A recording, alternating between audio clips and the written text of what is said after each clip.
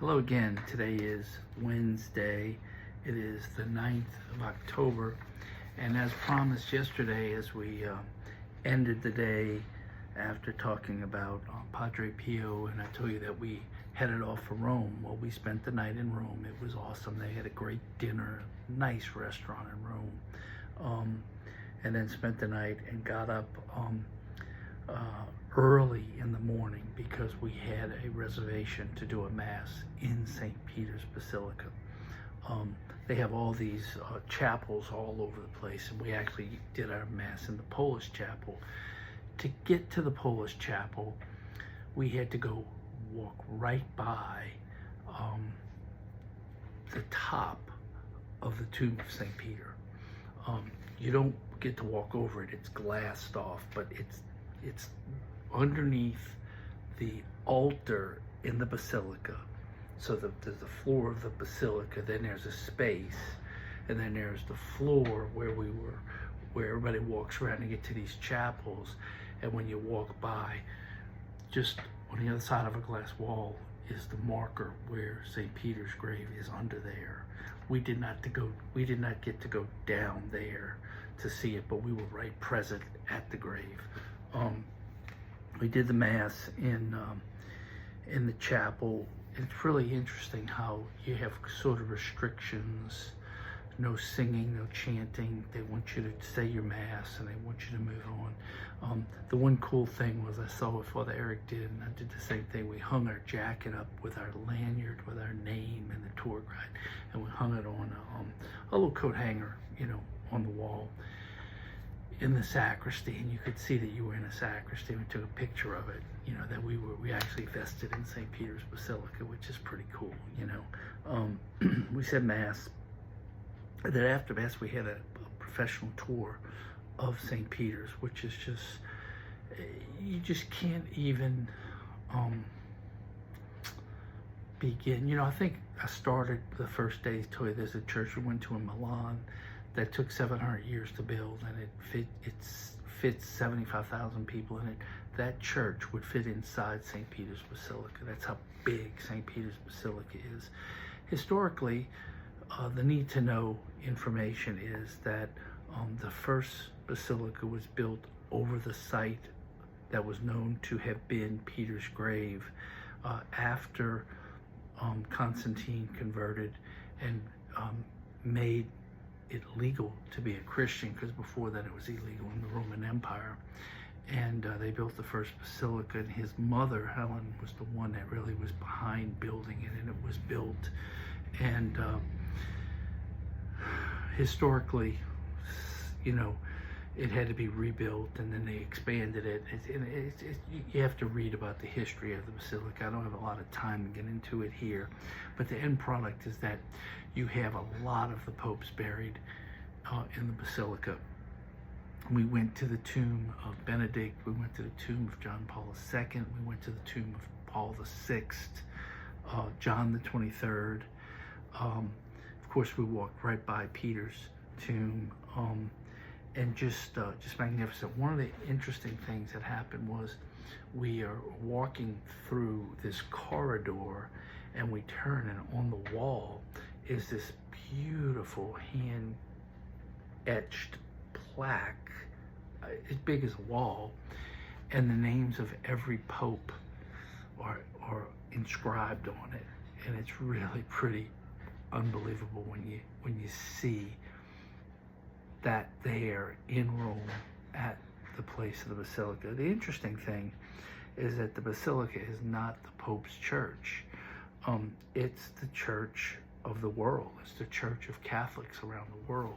The Pope's church is actually a different church, St. John Lateran Church. That's where his chair is, the seat of the Bishop of Rome, and that's where his church actually is, which we got to later in the day after we toured the basilica, which was just magnificent, just absolutely being there.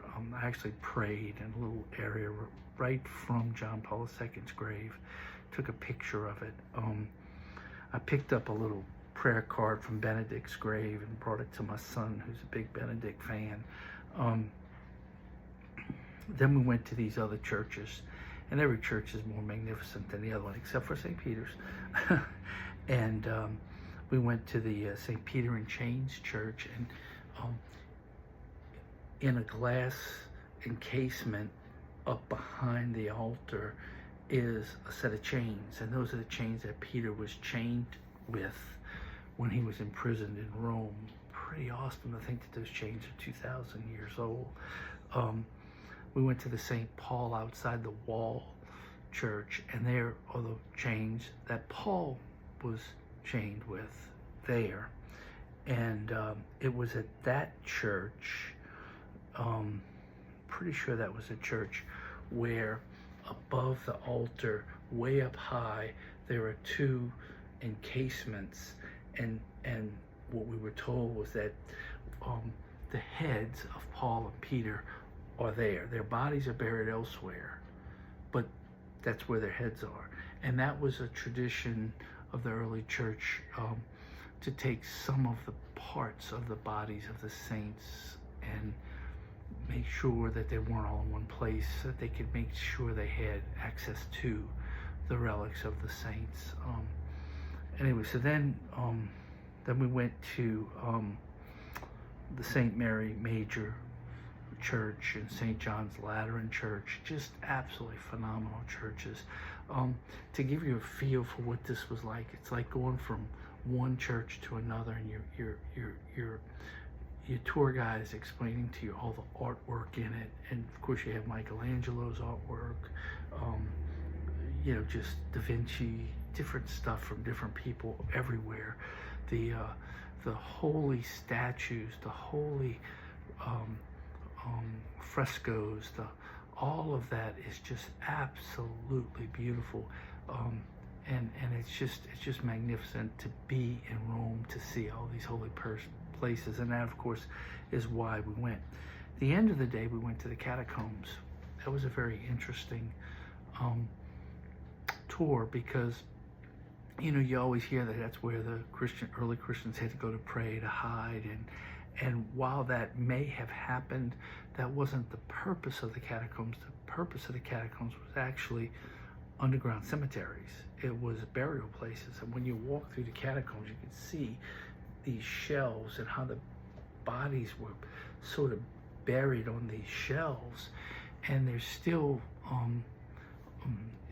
evidence of that, although all the bodies have been removed from the catacombs and buried in other places, making way for you to be able to tour where people were buried in the early part of the time of the church. Going to the catacombs was interesting. The stories that the tour guide told were interesting. What I enjoyed was that Father Eric kind of at the end kind of put some reality on it, saying that although they don't tell you that that's where the early Christians went and said Mass, the reality is that they were under persecution, and many times they had to go hide in the cemetery to get away from the Romans. Father Eric added a little bit of reality to the tour, where the tour guides were kind of just telling us kind of the history of it. But the catacombs were interesting to be in a place that was really so old, and they tell you how they found them and how they unearthed it and how they uncovered them and all that sort of stuff. That's all kind of part of the story. So we ended with another wonderful dinner in Rome, and we went. We were supposed to get some rest, because the next day was the day for the papal audience. So tomorrow's audio and the video I will tell you about the papal audience and being in the square, and also visiting the Colosseum.